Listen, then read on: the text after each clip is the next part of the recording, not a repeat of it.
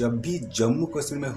कुछ भी इंसिडेंट होता है तो आर्टिकल्स 370 रिमूवल की बात जोर से उठती है। This is happening on a day when history was created in the state of Jammu and Kashmir as the Modi government implemented its biggest move in a way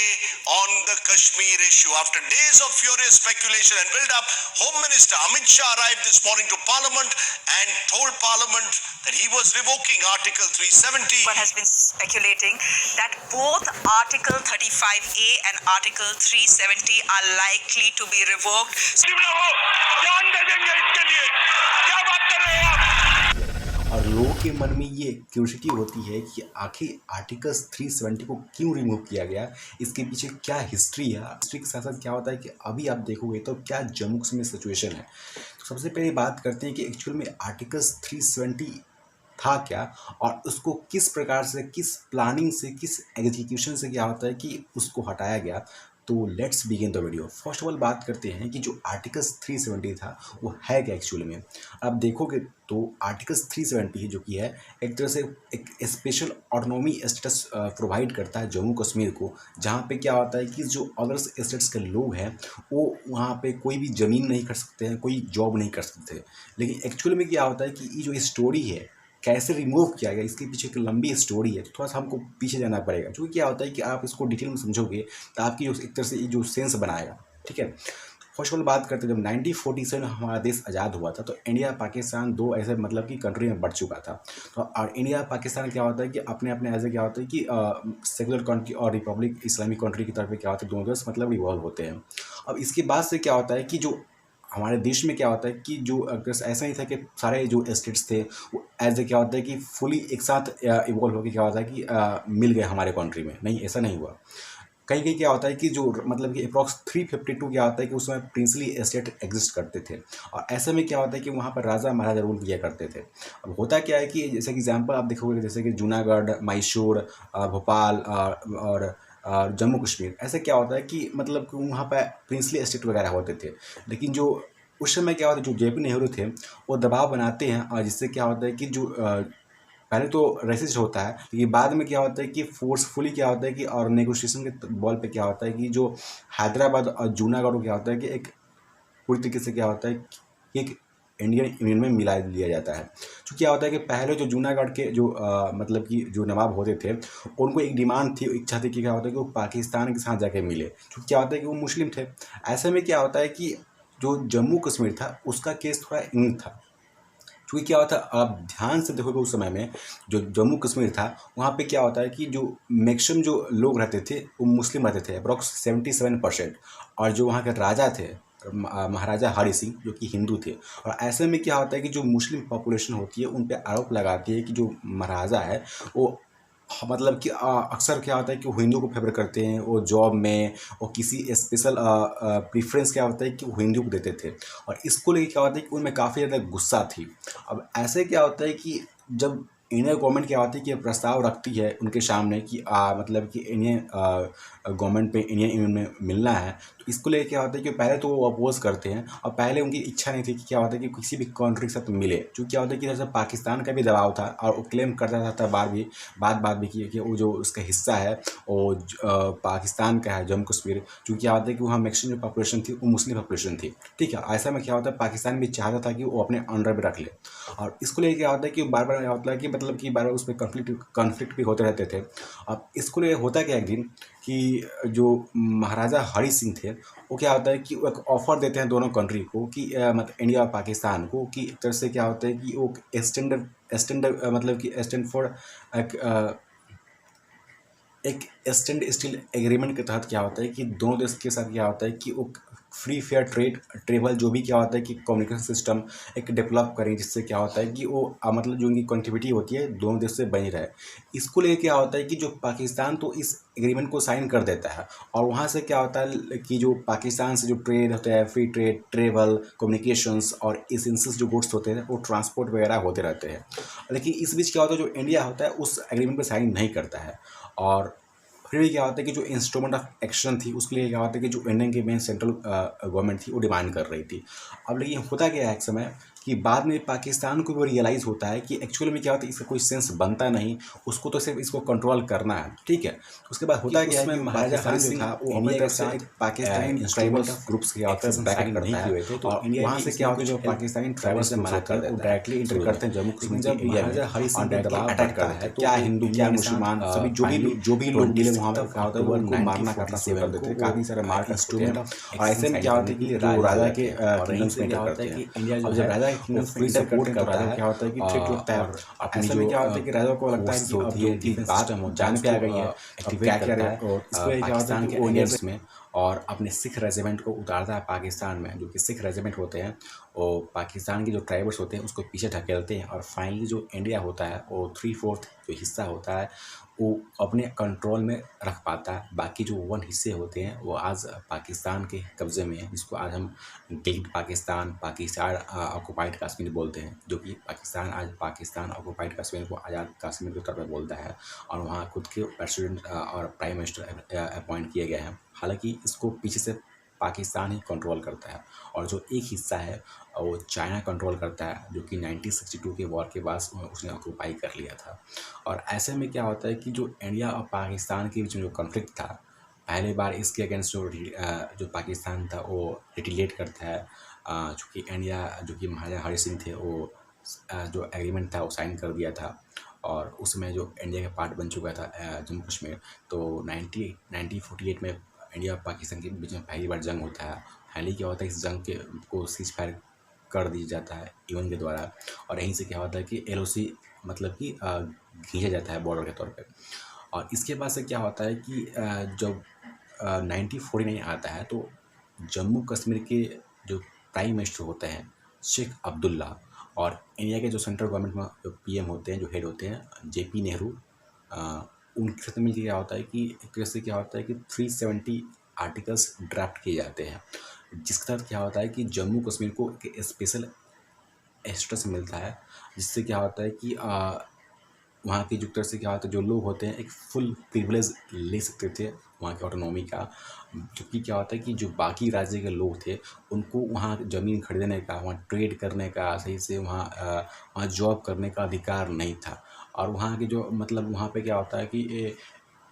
कोई जो इंडिया की central constitution थी वहाँ सही से bill pass नहीं हो पाती थी, सुप्रीम कोर्ट का सही से जो ऑर्डर था वो भी सही से अप्लाई नहीं हो पाता था, क्योंकि क्या होता है कि इसके थ्रू क्या होता है कि जो जम्मू कश्मीर था वहाँ पे एक तरह से क्या होता है कि एक सेपरेट फ्लैग स्टेबलाइज हो चुका था, सेपरेट कॉन्स्टिट्यूशन बन चुका था 1952 और 3 के आसपास। और ऐसे में क्या होता है कि 1952 में एक एग्रीमेंट साइन होता है, दिल्ली एग्रीमेंट, और इसके थ्रू ही क्या होता है कि ये सारी बात रखी जाती हैं JP नेहरू और शेख अब्दुल्ला के बीच में सारी बातें होती है, ठीक है। अब होता क्या है कि 1953 में क्या होता है जो शेख अब्दुल्ला होते हैं और भी ज़्यादा मतलब कि जो ऑटोनॉमी होती है, जो पावर होती है वो मांगते हैं, और इसको लेकर क्या होता है कि 1953 में उनको अरेस्ट कर लिया जाता है और बाद में उनकी डेथ हो जाती है। और वहीं से क्या होता है 1954 से क्या होता है कि 1980 के आसपास जो वहाँ की असेंबली होती है वो डिज़ोल्व होती है, और बाद में वहाँ प्रेसिडेंट का रूल लग जाता है। अब 1980s में क्या होता है कि इंसर्जेंसी लग जाती है, वहाँ पॉलिटिकल अनरेस्ट होता है, काफ़ी सारे दंगे फसाद होते हैं, और चूँकि इंडिया और पाकिस्तान के बीच में जो कॉन्फ्लिक्ट था वो चल रहे थे, बाद में क्रॉस बॉर्डर टेररिज्म था, पाकिस्तान की तरफ से बढ़ गया था, और ऐसे में क्या होता है काफ़ी तनावपूर्ण स्थिति थी, और पॉलिटिकल मतलब कि एक तरह से क्या होता है कि सेपरेटिस्ट पॉलिटिक्स भी डेवलप हो रहे थे। तो क्या होता है कि जो BJP थी एक और जो गवर्नमेंट थी RSS उस समय, वो बार बार क्या होता है कि आर्टिकल्स 370 के अगेंस्ट थी शुरू से ही, और इसको रिमूवल करने की बात कर रही थी। तो और इसको लिए क्या होता है कि वो 2000 से ही क्या होता है कि वो बार बार वो जब भी इलेक्शन होता है तो असेंबली में इस मुद्दे को उठाती, और ऐसे करके क्या होता है कि इस पर दबाव बनाया जाता था कि किस प्रकार से इसको रिमूव किया जाए। लेकिन शुरू में क्या होता है जो BJP होती है, जब भी जम्मू कश्मीर में चुनाव होते थे तो वहाँ पर सही से सीट नहीं जीत पाती थी, लेकिन फाइनली समय आता है 2014, वहाँ पे क्या होता है जो BJP होती है उसको अच्छी खासी सीट मिलती है, और एक तरह से क्या होता है कि उनको मौका मिलता है किसी अदर्स गवर्नमेंट के साथ मिल के एक कोलिजन गवर्नमेंट फॉर्म करे और सरकार बनाए। ऐसे में क्या होता है पार्टी होती है PDP, जो कि उस समय महबूबा मुफ्ती लीड कर रही थी, तो जबकि उनकी जो आइडियोलॉजी थी BJP की आइडियोलॉजी के एकदम अपोजिट थी, फिर भी क्या होता है जो BJP थी उनका जो मेन एक मोटिव था कि किसी तरीके से क्या होता है कि आर्टिकल्स 370 हटाना है। इसको लेके क्या होता है कि वहाँ पे एक तरह से पॉलिटिकल स्टेबिलिटी चाहिए, लोग की जो सेंस ऑफ मतलब कि वहाँ कोई दंगे फसाद ना हो। इसको लेके क्या होता है कि वो पार्टी फॉर्म करती है। और फाइनली क्या होता है कि 1 मार्च 2015 को जो अमित शाह होते हैं होम मिनिस्टर, वो एक इमीडिएट प्रेस कॉन्फ्रेंस करते हैं। और वहीं से ही माना जाता है कि जो 1 मार्च 2015 था, वो पहली बार एक ऐसा डेट था जहाँ से क्या होता है कि जो आर्टिकल्स 370 रिमूवल होने की जो बात थी वो कैसे मतलब कि एक लाइट में आई थी और वहीं से बात स्टार्ट हुई थी। क्योंकि क्या होता है कि जो 2014 था उसके बीजेपी के मैनिफेस्टो में ये लिखा गया था कि वो जब उनकी सरकार बनेगी तो आर्टिकल्स 370 को हटा देंगे। और ऐसे में क्या होता है कि जो वहाँ की जो असेंबली थी, क्योंकि क्या होता है कि जो वहाँ की गवर्नमेंट थी, जो वहाँ की मतलब कि प्रेसिडेंसी रूल तो पहले से चल ही रही थी, लेकिन बाद में क्या होता है कि वहाँ पर क्या होता है कि जो पावर थे वो गवर्नर जो वहाँ के गवर्नर थे उनको दिया जाता है। और जो जम्मू कश्मीर था वो जम्मू मतलब कि वो वहाँ के गवर्नर चला रहे थे। वहाँ के गवर्नर कौन थे? वहाँ के गवर्नर थे सत्यपाल मलिक। और इसके बाद क्या होता है कि 2018 में क्या होता है कि फिर से मतलब वहाँ पे क्या होता है जो असेंबली होती है वो पॉलिटिकल इंस्टेबिलिटी की वजह से क्या होता है कि जो वहाँ का चूँकि क्या होता है कि वहाँ पे जो एक तरह से जो पीडीपी पार्टी होती है वो डायरेक्टली अपोज करने लगती है बीजेपी की आइडियोलॉजी को। और वहीं से क्या जो असेंबली होता है वो डिसॉल्व होता है। और बाद में 2018 में फिर से वहाँ पे क्या होता है कि प्रेसिडेंसी रूल स्टेबलाइज हो जाती है। और ऐसे करके क्या होता है कि जब 2019 आता है तो फिर से जब चुनाव होते हैं लोकसभा के, तो उसमें बीजेपी भारी मतों से मतलब सत्ते में आती है, पार्टी बनाती है। और वहीं से क्या होता है कि एक तरह से जो तेज़ी थी आर्टिकल्स 370 रिमूवल करने की, वो काफ़ी ज़्यादा मतलब कि जिसकी योजना थी काफ़ी ज़्यादा तेज हो जाती है। अब होता है कि जो अमित शाह होते हैं और एक तरह से जो अदर्स सीक्रेट मीटिंग होती है, जैसे उसमें शामिल होते हैं मिलिट्री के एक्सपर्ट शामिल होते हैं, आईबी के ऑफिसर होते हैं वो शामिल होते हैं, होम मिनिस्ट्री के ऑफिसर होते हैं, जो अपर लेवल के जो कॉन्स्टिट्यूशन की जो अफेयर्स के जो मेंबर्स होते हैं वो शामिल होते हैं। और एक तरह से क्या होता है सेक्रेटरी क्या होता है कि इस प्लान को रेडी किया जाता है, इसमें डॉक्यूमेंट रेडी किए जाते हैं, सारी चीज़ें लिखी जाती है, मेंशन की जाती है। और फाइनली क्या होता है कि इसके बारे में पहले बहुत ज़्यादा लोगों को जानकारी नहीं थी, अदर्स जो नेता थे उनको सही से जानकारी नहीं थी, और कोई अपोजिशन पार्टी भी सही से नहीं जानती थी। अब क्या होता है कि फाइनली इस डेट को फिक्स किया जाता है कि 5 अगस्त 2019 को इस आर्टिकल को रिमूव कर जाने की बात रखी जाएगी असेंबली में। और इसको लेकर क्या होता है कि जुलाई 2019 से ही क्या होता है कि एक तरह से पूरी तरीके से प्लानिंग कर ली गई थी कि पाकिस्तान शायद रिटेलिएट कर सकता है, दंगे फसाद हो सकते हैं, पॉलिटिकल अनरेस्ट हो सकता है, जो नेता हैं लोकल लीडर्स वो प्रोटेस्ट कर सकते हैं, कुछ भी हो सकता है। इसको लेकर क्या होता है कि एक तरह से माहौल काफ़ी ख़राब था। इसको लेकर क्या होता है जो गवर्नमेंट होती है बीजेपी, वो अप्रॉक्स 45,000 पैरामिलिट्री फोर्स वहाँ स्टेबलाइज करती है, वहाँ तैनात करती है, जो कि मतलब उनका काम था कि वो किसी तरीके से दंगे फसाद हो सकते उनको कंट्रोल कर सके मतलब एक्टिवली। और इसके साथ ही क्या होता है कि उस समय अमरनाथ की तीर्थ यात्रा भी चल रही थी, तो क्या होता है कि 2 अगस्त को जो प्रेसिडेंट होते हैं वो क्या होता है कि एक नोटिस जारी करते हैं, जिसके थ्रू क्या होता है कि जो भी पिलग्रिमेज थे, जो भी तीर्थयात्री थे, उनको जम्मू कश्मीर के वैस्टर्न वैली से छोड़ के जाना था और इमीडिएटली जम्मू कश्मीर को खाली करना था। यहाँ तक लोगों को पता चल गया था कि जम्मू कश्मीर में कुछ ना कुछ बड़ा होने वाला है। और फाइनली क्या होता है 4 अगस्त 9 को जो नाइट का समय था, जो भी मेजर्स नेता थे अपोजिशन के, जैसे कि महबूबा मुफ्ती, उमर अब्दुल्ला और सजाद लोन, जो कि टॉप नेता थे, उनको क्या करते हैं कि एक तरह से हाउस अरेस्ट में रखा जाता है, उनको नज़रबंद किया जाता है। और वहाँ से क्या होता है कि इंटरनेट सर्विस को कट किया जाता है। और बाकी एक तरह से क्या होता है कि जो भी पॉलिटिकल जो भी पैरामिलिट्री फोर्स होता है उनको क्या होता है कि पूरी तरीके से तैनात किया जाता है। और अलग से भी क्या होता है कि मतलब बहुत सारे एरोप्लेन्स होते हैं जिससे क्या होता है कि अगर जो फोर्सेज हो वो आ सके। इसके बाद क्या होता है कि फाइनली समय आता है 5 अगस्त 2019। ये वही दिन था जब अमित शाह जो होते हैं वो राज्यसभा में इस बिल को मतलब पास करने के लिए जाते हैं। अब सुबह का समय था 11 बजे, 11 AM के आसपास क्या होता है कि जो सुबह ही क्या होता है जो PM होते हैं वो क्या होता है कि वो मीटिंग करते हैं। और इस मीटिंग में क्या होता है कि क्लियर हो गया था कि आज मतलब कि आर्टिकल्स 370 रिमूवल होने की क्लियरेंस हो जाएगी। इसको लेकर क्या होता है कि जो राज्यसभा में पहले ये बात चलती है और फाइनली क्या होता है कि मेजोरिटी काफ़ी 12 घंटे तक इसमें बहस चलती है। अब मतलब कि मेजॉरिटी क्या होता है कि बीजेपी के पास आती है और यहीं से क्या होता है कि एक तरह से जम्मू कश्मीर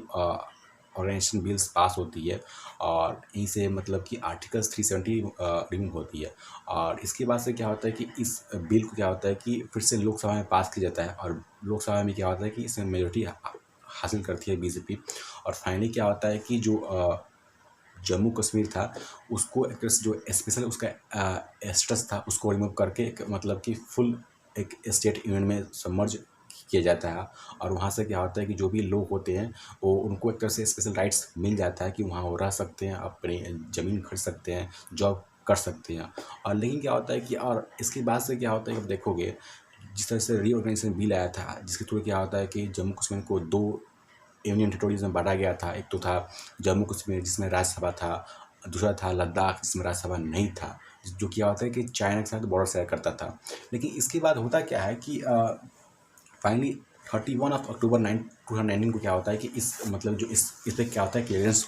आ जाती है। और मतलब कि जम्मू कश्मीर को क्या होता है कि फाइनली 2 केंद्र शासित प्रदेश में डिवाइड कर दिया जाता है। और ऐसे का क्या होता है कि बाद में बहुत सारे क्या होता है कि मतलब कि मुद्दे छिड़ती है। यूएन में क्या होता है कि पाकिस्तान उसको अपोज करता है, लेकिन बाद में क्या होता है कि कोई बड़ा बात इसमें होता नहीं है। चाइना भी इस मुद्दे को उठाता है, लेकिन चूँकि क्या होता है बताता है किस प्रकार से जो उसके लद्दाख है वो डायरेक्टली उसके बॉर्डर शेयर करता है। तो बहुत सारे मुद्दे उठते हैं, लेकिन बाद में क्या होता है चूँकि इसको कॉन्स्टिट्यूशनली लीगल कर दिया जाता है सुप्रीम कोर्ट द्वारा। ऐसे में क्या होता है कि जो अमित शाह थे वो आर्टिकल्स 270 और 271 का ऐसे मतलब कि यूज़ करते हैं सीओ। और इसके साथ ही क्या होता है कि इस आर्टिकल को रिमूव किया जाता है। और फाइनली क्या होता है कि इसमें बहुत सारे इसमें फाइल होते हैं, लेकिन फिर भी क्या होता है कि जो सुप्रीम कोर्ट होते हैं वो इसको एज ए क्या होता है कि 2023 में पूरी तरीके से कॉन्स्टिट्यूशनली लीगली घोषित कर देता है। और इसके बाद से जो अमित शाह होते हैं वो एक क्लेरिफाई करते हैं कि आज की बात से कभी भी आर्टिकल्स 370 फिर से वापस नहीं आएगा। और इस प्रकार से आर्टिकल्स 370 रिमूव किया गया।